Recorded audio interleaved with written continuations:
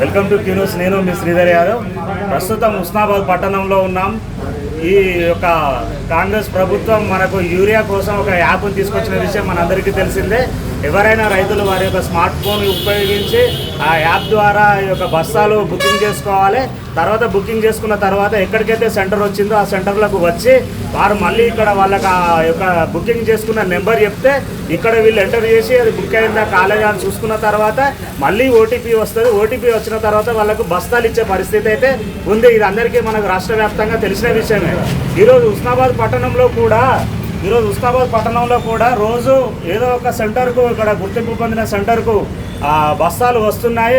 వచ్చిన తర్వాత రోజు అగ్రికల్చర్ ఆఫీస్ వాళ్ళు మనకు ఆన్లైన్లో వస్తున్నాయి, మేము బుకింగ్ చేసుకోవర్రి అని రైతులకు అవగాహన కల్పిస్తున్నారు. మరి ఆ యొక్క ఆన్లైన్లో బుకింగ్ చేసుకునే విధానం గురించి ఇప్పుడు ఇక్కడ మనకు రైతులు ఉన్నారు. వీళ్ళందరికీ ఆ యొక్క సమాచారం అందుతుందా, తర్వాత వీళ్ళు ఆ బుకింగ్ చేసుకుంటున్నారా, వీళ్ళు విజయవంతంగా ఈరోజు వచ్చినందుకు బస్తాలు తీసుకుంటున్నారా, అలా పరిస్థితి ఏందని చెప్పి వాళ్ళని అడిగి తెలుసుకుందాం.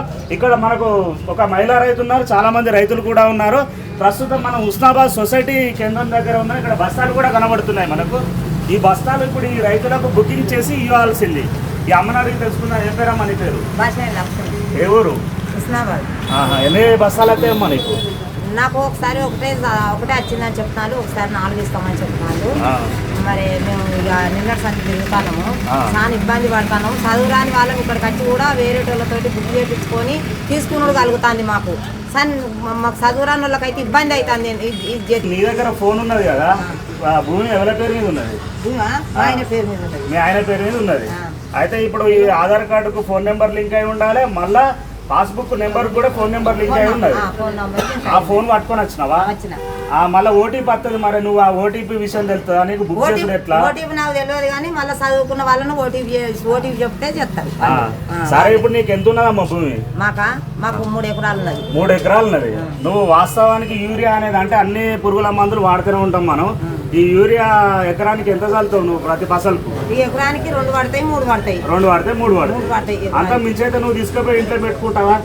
యూరియా ఎక్కువ రోజులు పెట్టుకుంటే కరిగిపోతుందా? ఇంకోళ్ళకన్నా అమ్ముకుంటావా? ఎవరికి అమ్ముకోము, మనం వరకే మనకే తిప్పల. రైతులు ఇంకా దేనికన్నా యూరియా ఉపయోగిస్తారా పొలం తర్వాత? దేని తర్వాత ఉపయోగించారు. పెట్టారు మరి ఏమనిపిస్తుంది ఈ యూరియా గురించి గిన్నె యాప్లు పెట్టుడు? ఇబ్బంది అనిపిస్తుంది మాకు, చాలా ఇబ్బంది ఉన్నది. రైతులకు కూడా చాలా ఇబ్బంది అవుతుంది యూరియా తోటి. ఎప్పుడు లైన్ కట్టుడు అవుతుంది. 2-3 రోజులు కూడా మా పని పోతుంది. పని పోయి కూడా ఈ యూరియా బత్తాలు తీసుకొని పోయి చల్లుకుంటాను. అట్లా కూడా పంట ఒక యూరియా బత్త చల్లుకుంటే మాత్రం పంట వస్తలేదు.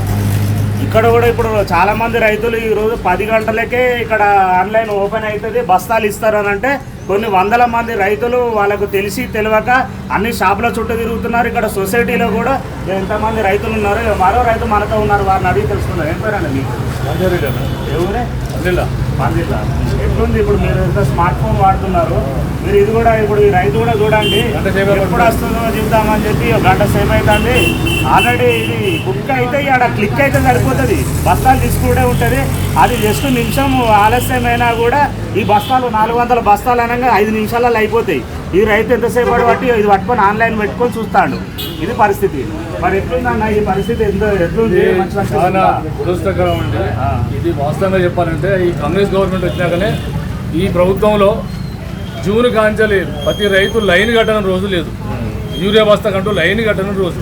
ఆడ మేము వ్యవసాయం చేసుకోవాలా, పొలం నీళ్ళు పెట్టాలా, ఇక్కడ యూరియా బస్తా కోసం తిరగాల. మా పరిస్థితులు ఏంది అర్థం కాకుండా మేము మానసికంగా శారీరకంగా చాలా ఇబ్బంది పడుతున్నాం రైతులు ప్రతి ఒక్క ఆవేదనతో. ఈ గవర్నమెంట్ ఆలోచన చేసుకొని ఈ విధానాన్ని తీసేసి అందరికీ పాత పద్ధతిలో ఫెర్టిలైజర్ ఇచ్చేటట్టుగా ఉపయోగం చేయమని మేము గవర్నమెంట్ని వ్యవసాయ శాఖ మంత్రి తుమ్మల నాగేశ్వరరావు గారికి విజ్ఞప్తి చేస్తున్నాము. ఇక్కడ మరో రైతు ఉన్నారు. మీ పరిస్థితి అయితే ఏం పేరు? మీ పేరు? రాధాకృష్ణ రెడ్డి, కొత్తపల్లి మాది.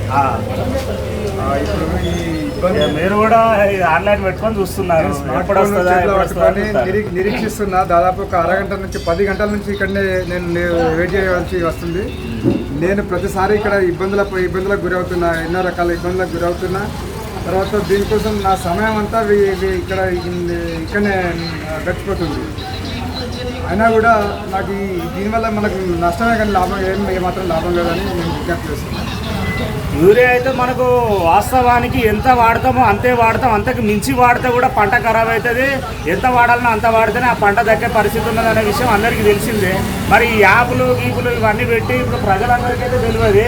వాళ్ళందరూ కూడా ఇక్కడ ఉన్నోళ్ళందరూ స్మార్ట్ ఫోన్ ఉన్నోళ్ళందరూ కూడా అది ఓపెన్ చేసి ఎప్పుడైతుంది అని చూస్తున్నారు. 10 గంటలకు ఆన్లైన్లో అని చెప్పి ఇప్పుడు వాట్సాప్ వాడేవాళ్ళు చాలామంది, వాట్సాప్ వాడే వాళ్ళకే తెలుస్తుంది అగ్రికల్చర్ ఆఫీసర్ నుంచి ఏదైతే సమాచారం వచ్చిందో. మరి వీళ్ళందరికీ వాట్సాప్లు ఉన్నాయా, స్మార్ట్ ఫోన్లు ఉన్నాయా, లేకపోతే వాళ్ళందరికీ ఓటీపీ అనే విషయం తెలుస్తుందా? ఇట్లా ఫోన్లు పట్టుకొని వాళ్ళు ఉంటాయి. ఇప్పుడు బావి దగ్గర ఏదన్నా బర్రెనో దుడ్డనో అరుచుకుందాం అనుకున్నా, పొలానికి నీళ్ళు పెట్టుకుందాం అనుకున్నా, ఇప్పుడు వీళ్ళు ఇంతసేపు ఇక్కడ బస్తాల కోసమే ఉన్నారు. ఇంటికి పోయిన తర్వాత ఆడోళ్ళు అడుగుతారు ఏమైంది బస్తాలు ఏమని అంటే అది ఆన్లైన్ బుక్ కాలేదని అంటే, నువ్వు పొద్దున్న నుంచి సాయంత్రం దాకా రోడ్డు పొంటి తిరిగింది ఏమున్నది, నువ్వు బత్త పట్టుక రాలేదు, పొలానికి చల్లలేదు, పొలం కూడా ఖరాబ్ అవుతుందని చెప్పి ఇంట్లో ఆడోళ్ళు కూడా అనే పరిస్థితి కూడా ఉన్నది. మరి ఈ యాప్ అనేది ఎందుకు పెట్టిర్రు? సరే పెడితే పెట్టిర్రు, దీని గురించి అవగాహన ఖచ్చితంగా ప్రతిరోజు ఈ టైంకి ఓపెన్ అవుతుంది, ఈ టైంకి క్లోజ్ అవుతుంది అని ఎవరు చెప్తున్నారు? తర్వాత ఈ స్మార్ట్ ఫోన్లు పట్టుకొని వాళ్ళు ఓపెన్ చేసుకొని మరీ చూస్తున్నారు. ఆ 400 బస్తాలు అని అంటే ఇక్కడ కొన్ని వేల మంది రైతులు ఉన్నారు, వాళ్ళందరికీ ఏ విధంగా సరిపోతాయి? మరి ఇది ఎందుకోసం పెట్టిరని ప్రజలందరూ చాలా బాధపడుతున్న పరిస్థితి ఉంది. 3 ఎకరాలు ఉన్నది. మా నాయన పేరు ఎకరం ఉన్నది, నా పేరు ఎకరం ఉన్నది, మా అమ్మ పేరు ఎకరం ఉన్నది. ఎకరం ఉంటే నాకు 6 బత్తాలు వస్తాయి. 6 బత్తాలు అంటే ఇప్పుడు మా నాయన ఇంటికాడు ఉన్నాడు, ఇప్పుడు ఫోన్ అంటే అసలు 3 బత్తాలు వస్తాయి. 3 బత్తాలు మొన్న వచ్చినాయి, ఇప్పుడు 3 బత్తాలు. నాకు ఇప్పుడు 6 బస్తాలు కావాలి. నేను ఏం చేయాలి చెప్పు? ఇంత అధ్వానం అన్న గవర్నమెంట్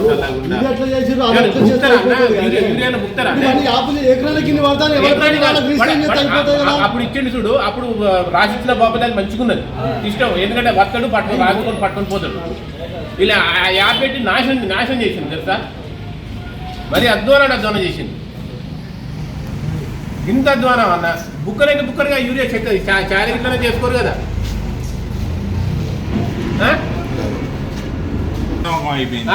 గవర్నమెంట్ కోటేసి ఏదైతే కాదు, ఇక ఖాళీ దిగింది.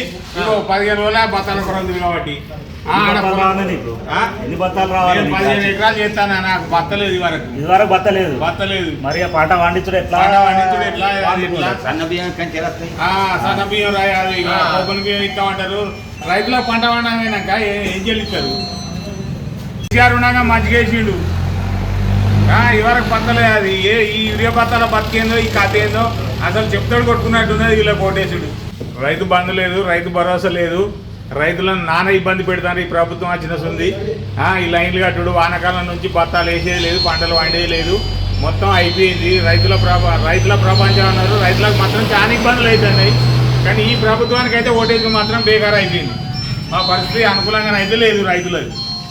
యూరియా బుకింగ్ కోసం రైతుల పాటలు చూస్తున్నాం కదా మనం. దానిలో ఇప్పుడు ఒక రైతు వచ్చి మనల్ని అడుగుతుండే ఇది బుకింగ్ 1 పేజ్ 2 పేజ్ అని అడుగుతుంది. మరి 1 పేజ్ ఎట్లా తెలవాలి, ఈ రైతులకు 2 పేజ్ ఎట్లా తెలవాలి? ఫస్ట్ ఓటీపీల సంగతి ఏంది, తర్వాత ఓటీపీల సంగతి ఏంది, మళ్ళీ ఇక్కడికి వచ్చిన తర్వాత ఇక్కడ ఓటీపీ చెప్పే బస్తాలు తీసుకోవాలి.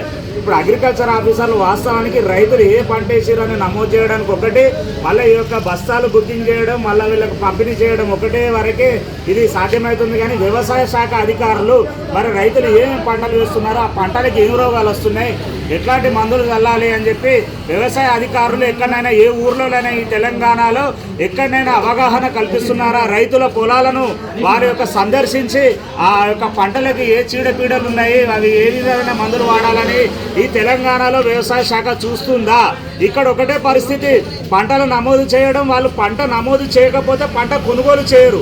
మరి రైతులు వాళ్ళ పొలంలో పండించిన పంటలే కదా, దానికి అన్ని యొక్క నిబంధనలు పెట్టిన ప్రభుత్వం, ఈ యూరియా కోసం ఇన్ని నిబంధనలు పెట్టిన ప్రభుత్వం, ఈ యొక్క ప్రభుత్వ ధనం ఏ విధంగా వేరే దగ్గర లూటీ అవుతుంది? ఉదాహరణకు చూసుకుంటే ఇసుక ట్రాక్టర్లను చూసుకున్నాం మనం. ఇసుక ట్రాక్టర్లు ప్రతిరోజు కొన్ని వందల సంఖ్యలో ఇసుక వాగుల నుంచి తోడేస్తున్నారు. మరి ఆ యొక్క ట్రాక్టర్లు ఏ యొక్క వాగు నుంచి ఏ ట్రాక్టర్ తీసుకొస్తుందని ఎవరు చూస్తున్నారు? ఇండ్ల స్థలాల కోసం, ఇండ్ల దగ్గర నిర్మాణాల కోసం ఇసుకను వాడుతున్నాం, ఆ ఇంటి యజమానులకి ఏమైనా యాప్లు ఇచ్చి ఆ ఇసుక అనేది ఎన్ని వాడుతున్నాం అని చెప్పి అట్లాంటి ఏదైనా బుకింగ్ సిస్టమ్ పెట్టండి. లేకపోతే వాగుల దగ్గర మీరు ఏమైనా కావలి పెట్టి ఇట్లాంటి ప్రకృతి వనరులు కాబట్టి అది ప్రభుత్వ సొమ్ము, అది ప్రజలకు చెందాల్సిన సొమ్ము గురించి ఇట్లా చూసి చూడనట్టు ఉండే అధికారులు ఒక రైతుల గురించే ఇన్ని నిబంధనలు పెట్టి ప్రజలకు ఏం సందేశం ఇద్దాం అనుకుంటున్నారు? మరి ఈ రైతులకు ఈ విధంగా ఇబ్బంది పాలు చేయడం ప్రభుత్వానికి ఎంతవరకు సమంజసమని ఈ సందర్భంగా ప్రజలందరూ వాపోతున్నారు. మీరు తెలుగు స్పష్టంగా చదవగలుగుతారా? తెలంగాణ యాస మీద మంచి పట్టు ఉందా? అయితే మీకోసం క్యూన్యూస్ ఒక మంచి అవకాశం కల్పిస్తుంది. ఇది ప్రత్యేకంగా విద్యార్థులు, గృహిణులు, వయసుతో సంబంధం లేకుండా ఎవరైనా సరే మీరు ఇంటి దగ్గర నుంచే పని చేసుకోవచ్చు. మీ వాయిస్తోనే ఇంట్లో ఉంటూనే మంచి ఆదాయం సంపాదించుకోవచ్చు. ఇంకెందుకు ఆలస్యం? వర్క్ ఫ్రమ్ హోమ్ కి ఇప్పుడే సంప్రదించండి. మా నెంబర్లు 8688926084, 8143001981.